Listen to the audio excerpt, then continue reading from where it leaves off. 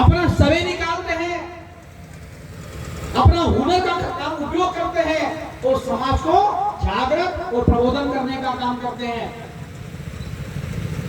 तो साथियों, इस बात को हमको समझना होगा कि यदि हमारी समस्या का समाधान करना चाहते हो तो हमारी समाज का जो पढ़ा लिखा वर्ग है, उस पढ़े लिखे वर्ग को इस बात का एहसास होना चाहिए कि मेरे पास जो है वो मेरा नहीं है, वो हमारे जो पुरखों की वहां फोटो लगी हुई है, इन पुरखों के संघर्ष की वजह से मिला हुआ है।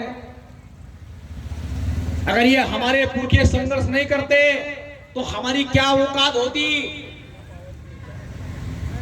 महाराष्ट्र के अंदर आपको जानकारी होगी, पेशवाओं ने गले में हंडी डाल रखी थी, पीछे झाड़ू बांध रखा था,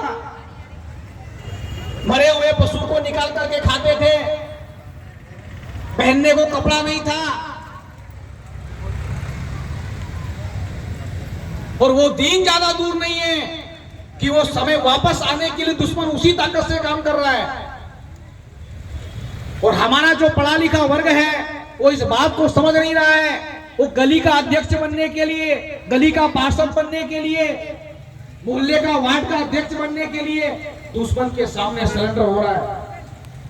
पढ़ा लिखा वर्ग सरेंडर हो रहा है। विधायक बनने के लिए, सांसद बनने के लिए, पार्टी में कोई बड़ा जिम्मेदारी मिल जाए, इस बात को ध्यान में रखते हुए वो 10 साल, 20 साल, 30 साल काम करता है और दुश्मन को मजबूत करता है। तो कौन सी पढ़ाई लिखाई की हम लोगों ने? और फिर क्या बोलते हैं, हम शिक्षित है। अरे कौन सी शिक्षा ली भाई? मुझे आज तक समझ में नहीं आया कौन सी शिक्षा ली हम लोगों ने। बाबा साहब डॉक्टर अम्बेडकर बोलते हैं, my education for my society, मेरी शिक्षा जो है वो मेरे समाज के लिए है।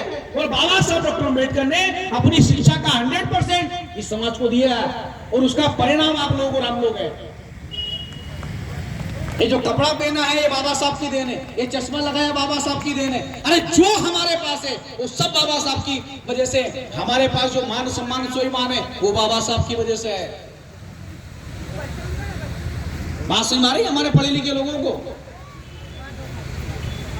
जो कुछ दिया बाबा साहब की वजह से है। और फिर भी हम क्या कर रहे हैं?